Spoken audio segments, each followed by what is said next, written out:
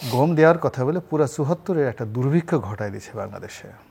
এবং বঙ্গবন্ধু হত্যাকাণ্ড থেকে শুরু করে এই বাংলাদেশের আরও অনেক অনাথ সৃষ্টির সাথে আমাদের দেশের জ্ঞানী গুণী বুদ্ধিজীবীরা সবসময় মার্কিন সাম্রাজ্যবাদকে দায়ী করে। তো কাজেই সেই মার্কিন যুক্তরাষ্ট্রকে নিয়ে খুব বেশি তুচ্ছতাচ্ছিল্য করা বা খুব বেশি হালকা যাওয়া বা তাদের কোনো একটা বিষয় নিয়ে যে তারা করতে বাধ্য ইত্যাদি ইত্যাদি, এটা আমি আসলে ওই জায়গাতে আমি যেতে চাই না। আমার মূল ব্যাপারটা হলো যে আমেরিকাতে অনেক বড় বিষয়, অনেক বড় বিষয়। আমি ওদের স্থানীয় সরকারের উপর কাজ করেছি, এখন প্র্যাকটিক্যালি মাঠে গিয়ে ওদের সাথে কাজ করেছি, হাউ দেয়ার লোকাল গভর্নমেন্ট কাজ করে এবং এটা কি করে সেন্ট্রাল গভর্নমেন্টের সাথে হয়। ফলে ওদের senate committee, Congress committee, judiciary, এমপির অফিস, পৌর মেয়রের অফিস, গ্রামের যে মেয়র অফিস, এই প্রত্যেকটা অফিস অ্যাটাচমেন্ট থেকে থেকে আমি কাজগুলো করেছি। ফলে ওদের আমলাতন্ত্র, পুলিশ বাহিনী, টোটাল জিনিস সম্পর্কে আমি যতটুকু জানি, তার সঙ্গে সঙ্গে আবার ভারতে দেখেছি। তো এখনও আমেরিকাকে যদি আপনি ধরেন 100, ভারতকে আপনি এখনও 10 নম্বর দিতে পারবেন না। তো সেই ভারতের একজন এডিশনাল সেক্রেটারি, তার ভিতরে যে ম্যাচুরিটি আছে, দেশপ্রেম আছে, শিক্ষা আছে, ওদের সাথে বার্গেনিং করার মতো আমাদের আমলাতন্ত্রে আমি যতদিন ছিলাম, এখন হয়েছে কিনা জানি না, আমি একজন আমলাকে দেখিনি। তো আপনি একটা ফরেন পলিসি, সেটা মন্ত্রী বলেন বা এমপি বলেন, অথবা আপনি ধরেন আমলাতন্ত্র বলেন, তাদের সঙ্গে এক টেবিলে বসে আলাপ আলোচনা করে তার বডি ল্যাঙ্গুয়েজ বুঝে, তার কাছ থেকে আমার পাওনা বুঝে আনার জন্য যে ম্যাচুরিটি দরকার, আমরা আসলে তার ধারে কাছেও কিন্তু যেতে পারিনি। ফলে it is very easy, mister Narendra Modi যদি আমাদেরকে একটা হুকুম দেন, আমরা সঙ্গে সঙ্গে একটা তালমিল করলাম, সীমান্তে একটা গোলাগুলি হলো, তারপর শেষে সেই গোলাগুলির আমরা কোনো প্রতিবাদ করলাম না, মনে করলাম দাদাকে খুব সম্মান করলাম, এটা আমাদের কাছে একটা আত্মতৃপ্তির ব্যাপার হতে পারে। বাট ডেমোক্রেসি কি? ডেমোক্রেসি হলো মমতা ব্যানার্জি মঞ্চে দাঁড়ায় বলছে যে তুমি আমাকে কয়লা চোর বলো। নরেন্দ্র মোদীকে বলতেছে, মোদী তুমি আমাকে কয়লা চোর বলো। চোর তো বড় চোর তুমি, কেন কয়লা মন্ত্রণালয় তোমার আন্ডারে, তুমি প্রাইম মিনিস্টার, তোমার আন্ডারে কয়লা আন্ডার, ফলে এই জন্য তোমার বিরুদ্ধে অ্যারেস্ট হওয়া উচিত। তুমি গরু চুরির জন্য বিভিন্ন লোককে দায়ী করো, তোমার গরু চুরির জন্য তোমার ভারতে তোমার পাশের লোকটা সবচেয়ে বড় গরু চোর, সে হলো অমিত শাহ, স্বরাষ্ট্রমন্ত্রী, তার আন্ডারে বিএসএফ। তো বিএসএফের লোককে যদি, একটা লোক যদি গরু চুরির জন্য দায়ী করা হয়, অমিত শাহ হলো সবচেয়ে বড় গরু চোর।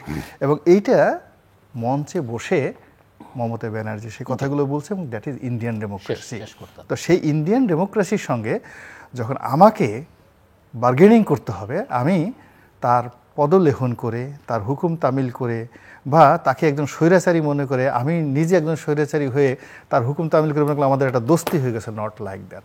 ইন্ডিয়া আমাদের সাথে যাই করুক না কেন, আমেরিকা আমাদের সাথে যাই করুক না কেন, তাদের নিজের দেশে is a huge democracy, is a huge tradition. তো আমাদের ওই জায়গাটাতে বার্গেনিং করার জন্য এখানে গণতন্ত্র লাগবে, সুশাসন লাগবে, ন্যায়পরায়ণতা লাগবে, সততা লাগবে, জ্ঞান লাগবে, বুদ্ধি লাগবে, প্রজ্ঞা লাগবে, সততা লাগবে, ঐতিহ্য লাগবে। আর সেইগুলো কোনোটা যদি না থেকে আমরা যা কিছু করতে পারি, এটা হলো একটা ইলিউশন, একটা স্বপ্ন দেখতে পারি। ধন্যবাদ। জাস্ট আমার হাতে আর 1-1.5 মিনিট সময় আছে। না, এটা তো মানে হঠাৎ করে যদি আমরা বলি যে আমাদের যে আমলাতন্ত্র, তাদের মান, তো এটা আমাদের এমপিদের মান, সাবেক এবং বর্তমান মন্ত্রীদের মানও এটাই ধরতে হবে, হঠাৎ করে ওদের মান নিয়ে। বরং আমি এক সময় যারা সিএসপি ছিল, তো তার অনেক মান ছিল তাদের। তো 2জন সিএসপি আমার সাথে টকশোতে, মরহুম ডক্টর শাহাদাত হোসেন, মোফাজ্জল করিম জীবিত আছেন এখন। তো ওনাদের কথাবার্তা শুনে মনে হলো যে দেশ একেবারে ক্রিম, মানে সবসময় সিএসপি যারা ছিল খুব ভালো ছিল। কিন্তু আমি একটা সুযোগ ওই টকশোতে বললাম, স্যার দেখুন, দেশের যা কিছু উন্নতি হলো এটি সিএসপিদের অবসর যাওয়ার পরেই হয়েছে। সিএসপিরা যখন মানে অনেক ইংরেজি জানা স্মার্ট সিএসপি অফিসার যারা ছিল, তাদের আমলে আমাদের মাথাপিছু আয় $500 অতিক্রম করে নাই, বরং কম ইংরেজি জানা, কম লেখাপড়া যেগুলো পরে বিসিএস কাটার, ওদের আমলে বাকিটুকু হয়েছে। আমাদের যে সকল যে সংকটগুলো ছিল, আমাদের দেশ স্বাধীন হয়েছে কিন্তু একটা আমাদের ম্যাপ ছিল না, বর্ডার ছিল না, আমাদের অসমাপ্ত ছিল আমাদের ম্যাপ, আমাদের সমুদ্র সীমা ছিল না, এই বহু কিছু আমাদের ছিল না। তো এগুলো তো আমাদের এই ডিপ্লোম্যাটরাই আলোচনা করে এগুলো করছে। ইভেন আমরা যদি প্রত্যেকটা ক্রাইসিস আমরা দেখি, তো আমাদের এই যে ইভেন যখন প্রাকৃতিক দুর্যোগগুলো হয় তো দেখা যায় যে পৃথিবীর অনেক দেশের থেকে আমাদের এই কম লেখাপড়া যে লোকগুলো আপনি যাদেরকে বলতেছেন তারা আরো বেটার ম্যানেজ করে এবং তারা অনেক বিদেশিকে পরামর্শ দেওয়ার ক্ষমতা রাখে। আমি আশা রাখতে চাই, কারণ আমি আর কোনো সামর্থ্য নেই। মূলত ডোনাল্ড ট্রু এবার যেভাবে এসছেন, তা আসার আগে কিন্তু মোরালেস একটা ভয় ছড়িয়ে পড়েছিল আসার আগে, এবং এটা ছিল বলতে গেলে আমেরিকার পক্ষ থেকে কেয়ামতের ভয়, যে ডোনাল্ড ট্রু আসছেন এবং আসার পরে কিছু একটা হবে, এরকম একটা ভয়। কিন্তু উনি আসার পরে যেভাবে বৈঠক করলেন, যেভাবে গেলেন এবং যেভাবে চললেন, তাতে বাঙালির সাহস ভীষণ রকম বেড়ে গেছে। এবং এখানে যারা আওয়ামী লীগ তাদের সাহস বেড়ে গেছে, বিএনপি যারা আছে তাদের সাহস বেড়ে গেছে। হ্যাঁ, সাহস বেড়ে গেছে। এবং অনাগত দিনে এটা বাংলাদেশের জাতীয়তাবাদ এবং বাঙালি জাতীয়তাবাদ দুটোর ক্ষেত্রেই অনাগত দিনে খুব ভালো একটা ইতিবাচক ফলাফল নিয়ে আসবে।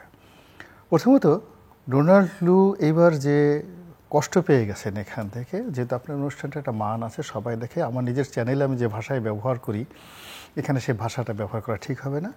তিনি এখানে খুব কষ্ট পেয়ে গেছেন, বেদনায় তার মুখ নীল হয়ে গেছে। কেন মনে করছেন? উনি তো হাসি খুশি ছিলেন, অনেক রকমের সোশ্যাল অ্যাক্টিভিটিজে অংশ নিয়েছেন। ওনার এই হাসি খুশির মধ্যে আমি কান্না দেখতে পেয়েছি। উনি চোখে চোখে হাসছেন, ওই সৃষ্টি সুখের উল্লাসে একটা আছে না, আনন্দের হাসি, বিজয়ের হাসি। আর একটা হলো একটা ভেসকি হাসি দেওয়া আছে না, যে আমাদের বরিশালে বাংলায় বলে ভেটকি মারা আর কি। হাসি আসছে না, পিছন থেকে কেউ খামচে ধরেছে, কিন্তু আপনাকে হাসতে হবে। তো ওইরকম ওনার হাসির মধ্যে বেদনা ছিল, পরাজয় ছিল, অপমান ছিল। কেন? প্রথমত দেখেন, উনি জনাব সালমান এফ রহমান সাহেবের বাসায় গিয়ে একটা বৈঠক করেছেন, নৈশ বসে গিয়েছেন।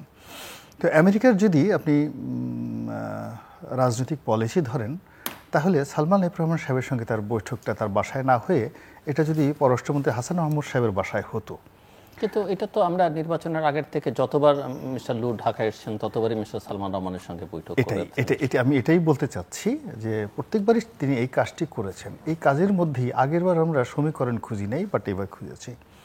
নর্মালি আমরা যেটা জানি যে সালমান এফ রহমান সাহেবের সাথে চায়নার একটা ভালো সম্পর্ক আছে, পাকিস্তানেরও একটা ভালো সম্পর্ক আছে, যেখানে পাকিস্তানের যে প্রেসিডেন্ট তার ব্যক্তিগত বন্ধু। এবং আমরা এটাও শুনেছি যে ভারতের সঙ্গে তার একটা ভালো সম্পর্ক নেই। তো ভারতের সাথে যেহেতু ভালো সম্পর্ক নেই, আমেরিকার সঙ্গেও তার ভালো সম্পর্ক থাকবে না। মধ্যে যখন ভিসা নিষেধাজ্ঞা আসলো, তখন সঙ্গত কারণে সবাই পয়েন্ট আউট করেছে যে কয়জন লোক এই ভিসা নিষেধাজ্ঞার মধ্যে পড়তে পারেন, তার মধ্যে সন্দেহ দৃষ্টি সালমান এফ রহমান সাহেবের বাসায়, মানে তার দিকেই গেছে। তো সেই সালমান এফ রহমান সাহেবের কাছে যখন তিনি গেছেন, ওটাই তার প্রথম পরাজয়। এবং তার বাসায় গিয়ে তাকে খেতে হয়েছে, তার সঙ্গে পাশে বসে কথা বলতে হয়েছে। তো এখন এই জিনিসটি আসলে আমেরিকার সঙ্গে যায় না, ডোনাল্ড ট্রুয়ের সঙ্গে যায় না। তারপরে তিনি অন্যান্য যে মানে তাকে নিয়ে পত্রপত্রিকার একটা উন্মাদনা ছিল, থাকতো সবসময়, বুদ্ধিজীবীদের একটা উন্মাদনা থাকতো। তিনিও মানে একেবারে রাজপুত্র রূপকথা রাজপুত্র রূপে আসলেন। তো এইবার তিনি একেবারে রীতিমতো গ্ল্যাডিয়েটরের পর্যায়ে তিনি এখান থেকে তিনি গেছেন। এবং আমার মনে হয় এই ভদ্রলোকের অনাগত দিনে তিনি আর বাংলাদেশে আসবেন না।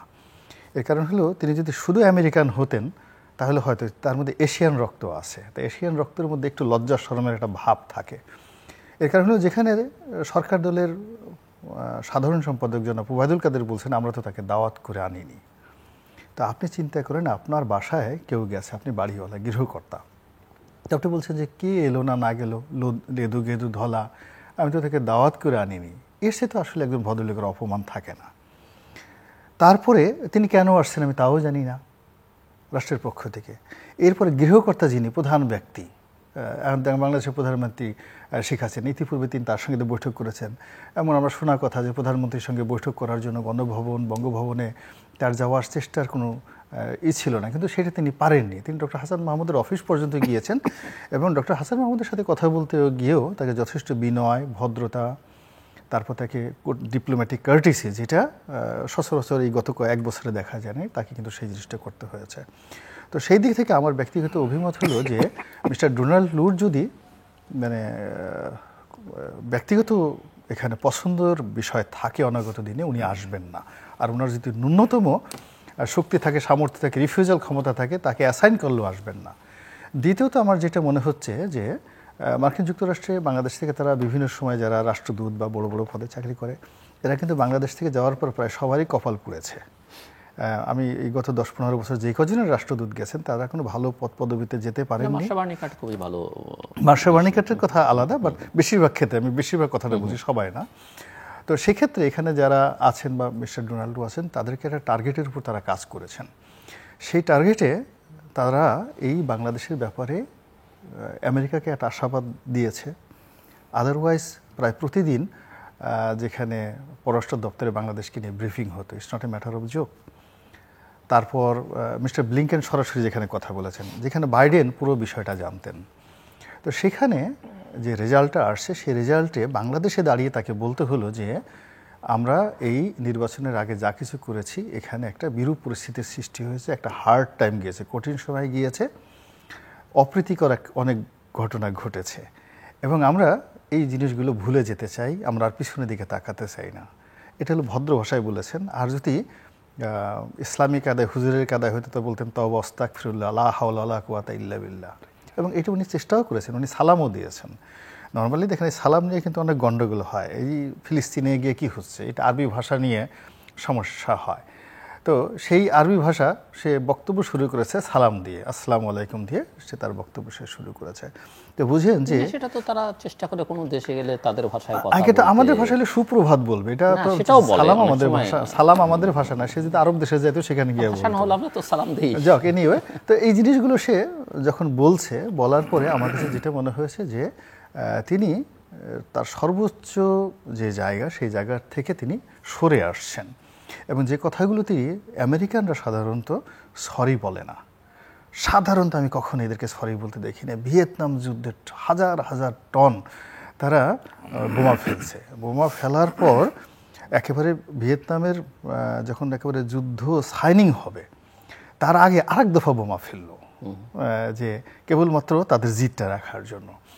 এবং শুধু তাই না, আপনি দেখেন এই যে অ্যাটম বোমা তৈরি করা হলো, আমি পড়তেছিলাম যে ফ্র্যাঙ্কলিন ডি রুজভেল্টের কাহিনী, যে আমেরিকার পরপর 4 বার যিনি নির্বাচিত হয়েছেন, দ্য অনলি প্রেসিডেন্ট, আর কোনো প্রেসিডেন্ট 2 বারের বেশি হয়নি। এই ভদ্রলোককে কিন্তু মেরে ফেলা হয়েছে। মেরে ফেলা হয়েছে এই কারণে যে তিনি এই জাপানে পারমাণবিক বোমা ফেলতে চাননি। এই জন্য তিনি যখন ছিলেন,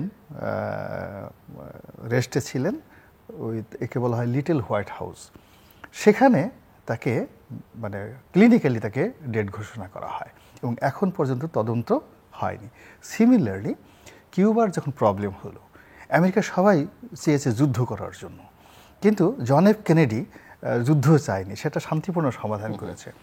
এই জন্য দেখেন তার মাথার সামনে থেকে গুলি করা হয়েছে, পিছন থেকে গুলি করা হয়েছে, এবং এখন পর্যন্ত আমেরিকার মতো জায়গাতে সেই তদন্ত রিপোর্ট প্রকাশিত হয় না যে কেন এই কারা কি উদ্দেশ্যে প্রেসিডেন্ট জন এফ কেনেডিকে গুলি করলো। সেম আপনার আব্রাহাম লিঙ্কন, কি তার অপরাধ ছিল? দাসপ্রথা উচ্ছেদ করেছে। তারপরে দেখেন আপনার মার্টিন লুথার কিং জুনিয়র, সে কিছু বলেনি, সে বলছে আমি একটা স্বপ্ন দেখছি। কি দেখছি? একজন ব্ল্যাক ম্যান আর একজন হোয়াইট ম্যান পাশাপাশি বসে তারা গল্প করবে এবং একসাথে হাত ধরে চলবে। এই স্বপ্ন দেখার অপরাধে তাকে গুলি করে মেরে ফেলা হয়েছে। এটা হলো তাদের জিদ। তো সেই জিদের জায়গা থেকে এসে যখন বাংলাদেশে তারা আবার বলেছে আমি সরি, এটার দুটো দিক আছে। সরি বলছে এইভাবে, মানে তওবা বলছে এইভাবে যে আমরা ভুলে যেতে চাই, পিছনের দিকে তাকাতে চাই না, আমরা নতুন একটা সম্পর্ক স্থাপন করতে চাই। এটা আমেরিকার ইতিহাসে নেই। তারা এখন পর্যন্ত ইরাকের ব্যাপারে সরি বলেনি। নট ইভেন বুশ রিটায়ার্ড করার পরে ইরাকের ব্যাপারে সরি বলেনি। ইভেন ব্রিটেনে সরি বলা হয়েছে যে আমাদের একটা ভুল যুদ্ধ ছিল, ফ্রান্স বলেছে, কিন্তু এখনো আমেরিকা ইরাকের সিদ্ধান্তের ব্যাপারে সরি বলেনি। আফগানিস্তানের মতো জায়গাতে ইন্ডিয়াকে ফেলে দিয়ে 20 বছরের যুদ্ধ পুরো গুটিয়ে 1 মিনিটের মধ্যে তারা সেখান থেকে চলে গেছে, একটি বারের জন্য কিন্তু তারা সরি বলেনি। আর এই বাংলাদেশের ক্ষেত্রে যে তারা এই যে বলল যে পিছনের এই ঘটনাটা তারা ভুলে যেতে চায়, 1, 2 নম্বরে আমরা এই ভুল করেছি, আমাদের এই জিনিসগুলো হার্ড হয়েছে, অনেকে কষ্ট দিয়েছে, এবং এটা কাজ করতে গেলে হতে পারে আমরা এই জিনিসগুলো ভুলে সামনে নতুন একটা জিনিস করতেছে। এটার দুটো জিনিস থাকতে পারে। প্রথম হলো they have a master plan. আপনি যখন কাউকে মানে অনেকে আছে না যে ডাইরেক্ট গুলি করে মারতে চায়, আর অনেকে আছে বুকে জড়িয়ে আপনি খুব শক্তিশালী। এখন মাইক টাইসন যদি কাউকে মারতে চায়, আমার মতো কাউকে মারতে চায়, তার তো আর গলা টিপে মারার দরকার নাই, বুকের মধ্যে নিয়ে একটু আস্থা মতো কুলাকুলি করলেই তো আমি শেষ আর কি। তো আমেরিকা বাংলাদেশের সঙ্গে এরকম একটা কুলাকুলি করতে চাইতে পারে, এবং কুলাকুলি করার জন্য তাদের একটা বিশ্বাস অর্জন করতে হবে। এখানে যে ক্ষতিটা আমেরিকা হয়ে গেছে, আমেরিকা তো এখানে একটা সাধারণ জিনিস নয়, একটা অসাধারণ কতগুলো মেধা তাদের মধ্যে রয়েছে। এবং তাদের আমি ইংরেজি নিয়েও আমি বুঝতে পারি না যে তারা কি ইংরেজি নিয়ে স্যাটায়ার করে না ইংরেজি তারা জানে না। যেমন আপনি ধরুন, তারা বলে গ্রেট ডিপ্রেশন 1923 সন থেকে 1933 সন পর্যন্ত মার্কিন যুক্তরাষ্ট্রটা দেউলিয়া হয়ে গেছিল 10 বছরে। তো ডিপ্রেশন যখন হয়, ফ্রাস্ট্রেশন যখন হয়, সমাজের নিচু থেকে শুরু করে শারীরিক, মানসিক, আর্থিক ইজ এ হোল, এইটার সাথে গ্রেট হবে কেন? তারা এই শব্দটাকে গ্রেট ব্যবহার করে, মানে ডিপ্রেশনের সঙ্গে আরও কিছু ব্যবহার করে, কিন্তু তারা বলে গ্রেট ডিপ্রেশন। তাদের বড় বড় শহরগুলো বেশ কয়েকবার পুড়ে গেছে, পুরো নিউ ইয়র্ক শহর পুড়ে গেছে 2-3 বার, শিকাগো শহর পুড়ে গেছে। তারা বলে great fire of Chicago, great fire of আপনার যাকে বলে নিউ ইয়র্ক। এরপর তারা দ্বিতীয় বিশ্বযুদ্ধে তাদের একেবারে জানি শত্রু।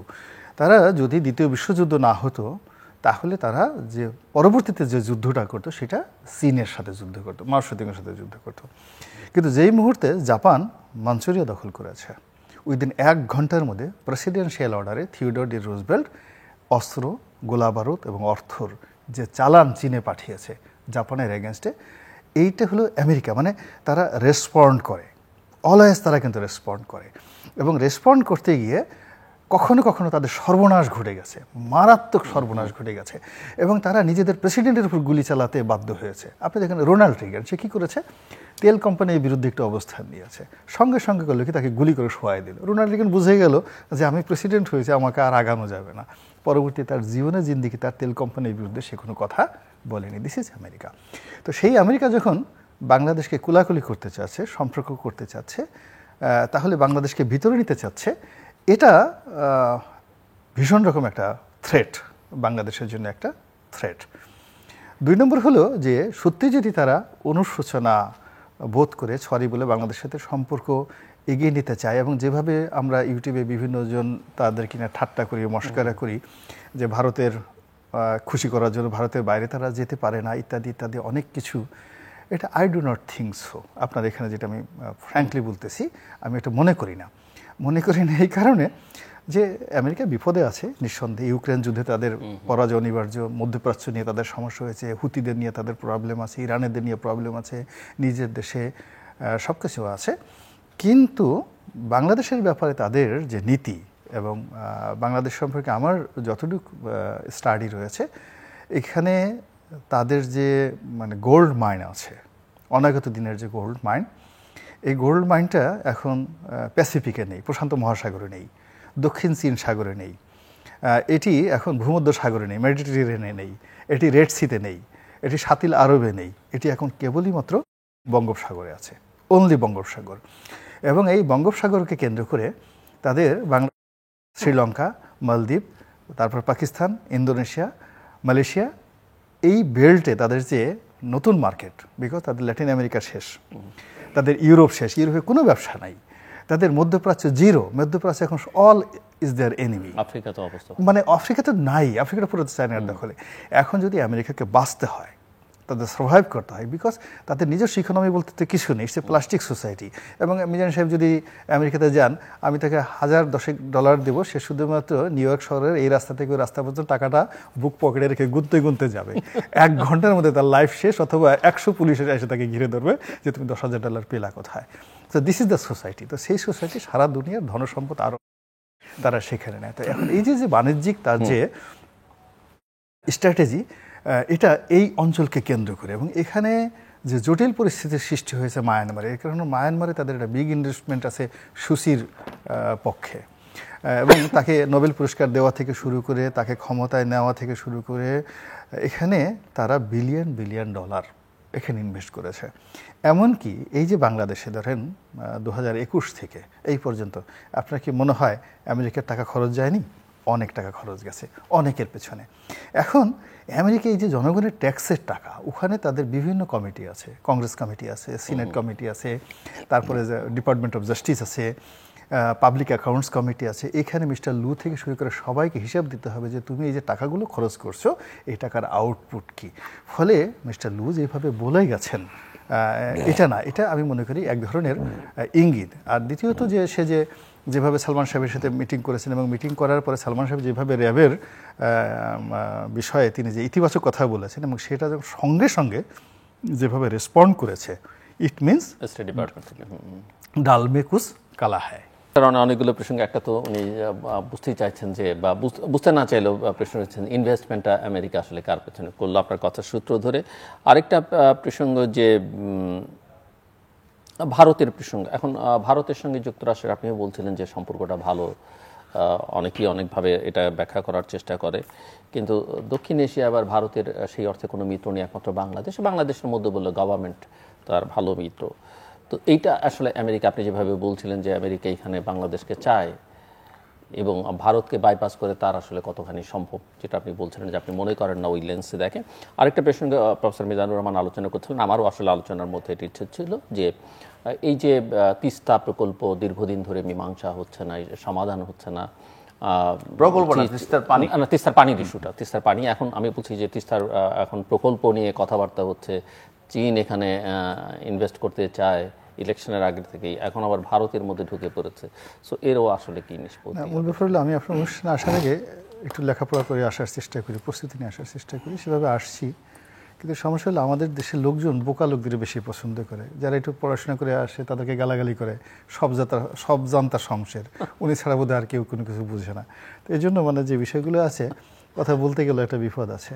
যেমন আমি বললাম যে যখন যে কোনো একটা রাষ্ট্র, আপনি র বলেন, সিআইএ বলেন, আমাদের ইভেন পুলিশের একটা সোর্স মানি থাকে, একটা ছিনতাইকারী ধরার জন্য পুলিশের একটা সোর্স মানি থাকে। তো যখন এখানে একটা পলিসি সে ইমপ্লিমেন্ট করতে চাচ্ছে, সেটা ভিসা নীতি বলেন আর যা কিছু বলেন, সেটার পিছনে আমেরিকার একটা ইনভেস্টমেন্ট আছে। সেটা ইট may be $1, it may be $100, কিন্তু সেই $1 যদি হয়, সেই ইনভেস্টমেন্টের জন্য তাকে পাবলিক কমিটিতে জবাবদিহি করতে হবে। দ্যাট ওয়াজ মাই কোশ্চেন এবং দ্যাট ওয়াজ মাই রিপ্লাই। এখন সেটা কি, সেটার উত্তর আমি আবার দিয়ে দিচ্ছি। সেটা হলো তারা যে ভিসা নীতিটা যখন তৈরি করেছে, তখন কিন্তু প্রথমে তারা বলেছিল যে আমরা এই ভিসা নীতিটা পরীক্ষামূলক, এবং এটা প্রথম করা হলো এটা যদি কাজ করে, অনাগত দিনে কাজ করে, তাহলে ওয়াইডার রেঞ্জে আমরা হয়তো অন্যান্য দেশে গণতন্ত্র মানবাধিকার প্রতিষ্ঠা এই নীতিটা প্রতিষ্ঠা করবো। কিন্তু এর আগে বহু দেশে ভিসা নীতি তারা ভিসা নিষেধাজ্ঞা দিয়েছে, কিন্তু বাংলাদেশের জন্য যে ভিসা নীতি মিস্টার মিজান, বাংলাদেশের জন্য তো হ্যাঁ এটা স্পেশাল একটা ভিসা না, ভিসা পলিসি ঘোষণা করা, এটা বাংলাদেশের স্পেশাল ভিসা পলিসি, এটা পরীক্ষামূলকভাবে ভিসা পলিসি। আর এটা হলো নিষেধাজ্ঞা, যেটা র্যাবের বিরুদ্ধে দিচ্ছে, এটা অহরহ তারা সবার বিরুদ্ধে দেয় সকাল বিকাল। বাট যেটা ভিসা পলিসি যেটা করেছে, এটা অ্যাবসলিউটলি পরীক্ষামূলকভাবে যেটা ফেল করেছে। এখন সেই ভিসা পলিসি প্রয়োগ থেকে শুরু করে সমস্ত ব্যাপারে তাদেরকে পাবলিক কমিটিতে জবাবদিহি করতে হবে। এটা হলো আমার বক্তব্য এক। 2 নম্বরে যেটা হচ্ছে যে আমরা সত্যিকার অর্থে উনি যেটা বললেন যে একটা অ্যাডভান্টেজ পজিশনে আছি, অ্যাডভান্টেজ নিতে পারি, হ্যাঁ না পজিশনে আছে আমরা ভৌগোলিক কারণে, তারপরে সময়, ভৌগোলিক কারণ প্লাস এই যে সময়টা যাচ্ছে, এটা আমাদেরকে অনেক সুবিধা দিচ্ছে। ফলে অনেক দেশ ইচ্ছে করে আমাদের সাথে বন্ধুত্ব করতে আগ্রহী হচ্ছে, আর আমরা সেই সময়টাতে বার্গেনিং করে তাদের সাথে একটা ভালো বন্ধুত্ব করার সুযোগ পাচ্ছি। If I am not wrong, doctor Mizan এই কথাটাই বোঝাতে চেয়েছেন। তো এখানে আবার ভয়ও আছে। ভয়টা হলে একেবারে সোজা আমি বলে দেই যে আপনি দেখুন যে মায়ানমারে যে ঘটনাটা ঘটছে, এখানে মায়ানমারে যে ঘটনাটা ঘটছে, ঘটার পরে যদি এখানে আমরা চীনের সঙ্গে এই মুহূর্তে একটি এক্সক্লুসিভ পার্টনারশিপে চলে যায়, এবং স্পেশালি যদি এই যে $5 বিলিয়ন যেটা তারা ইএনএ দিতে চাচ্ছে, তো ইএনএ দেওয়া মানে আমরা ইএনএ নিয়ে চীন যে আমাদের কাছে $40 বিলিয়ন পাবে, সেটা যদি আবার সেই ইএনএ আমরা পরিশোধ করে আপাতত পরিস্থিতি সামাল দিই এবং তাদের আমদানি বাণিজ্যেও আমরা যে চীন থেকে আনছি সেই টাকাটা পরিশোধ করি, তাহলে ওই যে $5 বিলিয়ন আমাদের জাতীয় যে ডেপ্ট আমাদের যে ঋণ আছে সেখানে যুক্ত হবে, কিন্তু তার সঙ্গে সঙ্গে আমাদের কোনো রিজার্ভে বা অন্য কোনো জায়গা থেকে কিন্তু আমাদের বেনিফিট আসছে। ও নো, তাহলে তো $5 বিলিয়ন তো US ডলার দিতে হইতো ওদের। একই তো কথা। না US ডলার না, ওটা তারা নিচ্ছে।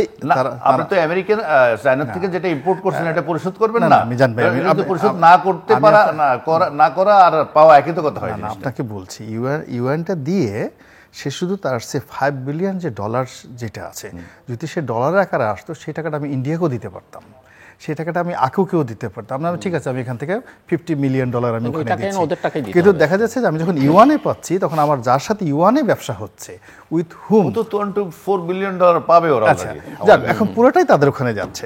এখন এখানে যে সমস্যাটা হচ্ছে, এটা নিয়ে যদি আমেরিকার সঙ্গে এবং ভারতের সঙ্গে আমাদের কন্ট্রাডিক্ট শুরু হয়, কন্ট্রাডিক্ট শুরু হইলে আপনি দেখবেন যে পার্বত্য চট্টগ্রাম, খাগড়াছড়ি, বান্দরবন, রাঙামাটি, কক্সবাজার উত্তাল হয়ে পড়েছে।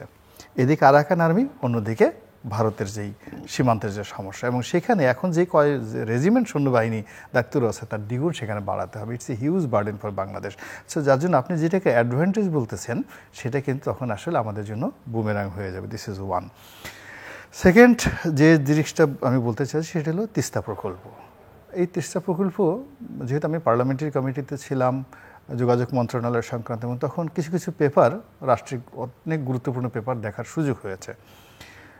চায়না যেভাবে এই প্রকল্পটা তারা তৈরি করেছে, সেই প্রকল্পটা তৈরি করেছে এটা আসলে আমাদের জন্য উপকারী, দরকারি এবং এনভায়রনমেন্টের জন্য ভালো। এবং চায়না একটা, তাদের দেশে একটা ইয়াংশি নদীর উপরে, আমি সেটা দেখে আসছি, 3 গর্জেস প্ল্যান্ট, 3টা পাহাড়কে সংযুক্ত করে 3টা বাঁধ তারা নির্মাণ করেছে ইয়াংশি নদীতে, এবং সেখান থেকে তারা 40,000 মেগাওয়াট জলবিদ্যুৎ উৎপন্ন করে। তো যখন এরকম ইউরোপ থেকে সারা দুনিয়া এটা বন্ধ করার জন্য বলছে যে এনভায়রনমেন্টালি এটা খারাপ, এটা খারাপ, কিন্তু এখন সেটা দেখা যাচ্ছে যে এটা এনভায়রনমেন্টালি শুধু ভালো না, এটা যে কার্বন নিঃসরণ থেকে শুরু করে সমস্ত কিছু যে বাঁচিয়েছে, যেটা আনবিলিভেবল। তো আমাদের এখানে ওরা যেই জিনিসটা করছে, আপনি এটা আর একটু, যেহেতু আপনি লেখাপড়া করা মানুষ, গবেষণা করা মানুষ, আপনি ওদের যে প্রকল্পটা, আপনি ওই যে প্রকল্পটা আপনি নেটেই পাবেন, আপনি দেখবেন যে তারা কীভাবে এই এখানে গভীরতা বাড়াচ্ছে, এবং টোটাল এখানকার যে পানি, বর্ষার পানিটাকে সে কীভাবে রিজার্ভ করছে, এবং পুরো পানিটাকে উল্টে ফেলে ভারতের জন্য আরও থ্রেট করে দিচ্ছে, রীতিমতো ভারতের জন্য থ্রেট করেছে। মানে ওই এন্ড থেকে আমাদের পানি আসার কোনো দরকার নেই, আমরা আমাদের এই পানি থেকে যেটা আছে এই পানিটাকে আমরা সারা বছর কীভাবে ব্যবহার করবো তার কিউবিক লিটারে। ওটা আমি দেখছি, কিন্তু আবার একই সাথে আমাদের যারা আইননিষ্পক্ষ, যারা আমাদের পরিবেশ বিজ্ঞানী যারা আছে, তাদের সমালোচনাগুলো দেখছি। এটা একটা ওখানে পাহাড়ে বাদ দিয়ে বিদ্যুৎ কেন্দ্র তৈরি করা আর সমতল ভূমিতে গর্ত করে পানি রাখা। আমি বলি এর সাথে আমাদের রাবার ড্যাম থেকে, আমিও যেহেতু সংবাদপত্র ছিলাম, এই যে সমস্ত পরিবেশবাদী যারা লোকজন আছেন, ডক্টর নেশাদ থেকে শুরু করে অনেকের সাথে ক্লোজলি কাজ করার সুযোগ আমার হয়েছে বাই ফিল্ডে, এবং আমি তাদের অনেক ব্যক্তিগত বিষয় জানি। তো যার জন্য এখানে আলোচনাটা আর সামনে আগানোর দরকার নেই। এখানে মূল ব্যাপার হলো, যখন এই কাজটি যখন চায়না করবে, এখানে চায়নার কেবলমাত্র ব্যবসায়িক স্বার্থ জড়িত নয়, এর সঙ্গে চায়নার ইমেজ জড়িত, চায়নার টেকনোলজি, তারা যেভাবে হুয়াংহো প্রজেক্ট, যেভাবে ইয়াংশি প্রজেক্ট, তারা সারা পৃথিবীকে তাক লাগিয়ে দিয়েছে। এইরকমভাবে এই প্রজেক্টটা দিয়ে তারা ভারতকে রীতিমতো চ্যালেঞ্জ জানাতে চাচ্ছে। ফলে এখানে যদি ন্যূনতম একটু টেকনিক্যাল ভুল তাদের থাকে, চায়নার সর্বনাশ হয়ে যাবে বাংলাদেশের ক্ষেত্রে। এই কাজটা কখনো চায়না করবে না, ভুলে গেলেও করবে না। তো যার জন্য এই বিষয়টি আমি মনে করি, বাংলাদেশের যদি সত্যিকার অর্থে মাথা উঁচু করে দাঁড়ানোর সামর্থ্য থাকে, পিঠ সোজা করে দাঁড়ানোর ক্ষমতা থাকে, এবং নিজস্ব ব্যাপারে স্বাধীনভাবে চিন্তা করার যদি 1% ক্ষমতা থাকে, অ্যাটলিস্ট আমি যদি ওই পর্যায়ে থাকতাম, আমি কোনো রকম কালো বিলম্ব না করে এই প্রকল্পটি 1 ঘন্টার মধ্যে গ্রহণ করতাম। This is from my side. এখন আওয়ামী লীগ কী করবে না করবে, ভারতের মুখের দিকে তাকাবে, এটা তাদের ব্যাপার। এরপরে যেটা বললাম যে আপনি খুব ঠাট্টা মস্কারা করলেন, যেটা হলো কুলাকুলি নিয়ে, সুমাসুমি নিয়ে। এটা আপনি বলেন, আমি বলবো কুলাকুলি কথা আপনি বলুন। আমি বলছি কুলাকুলি, কিন্তু ওটাকে আবার আপনি একটু হালকা করে দিয়েছেন আর কি, যে আমি বলছি যে কুলাকুলি করবে আওয়ামী লীগকে, আপনি বলছেন যে কুলাকুলি করবে আওয়ামী লীগকে, আর আপনি বলছেন এটা বিএনপিকে কুলাকুলি করবে, বা আওয়ামী লীগকে কুলাকুলি করলে বিএনপি খুব খুশি হবে। এটা নিয়ে মূল ব্যাপার। কিন্তু একটা ব্যাপার আপনাকে ভুললে গেলে চলবে না, দিস আমেরিকা, থিঙ্ক অ্যাবাউট, তাদের PL4 এর আন্ডারে এই বাংলাদেশে গম দেওয়ার কথা বলে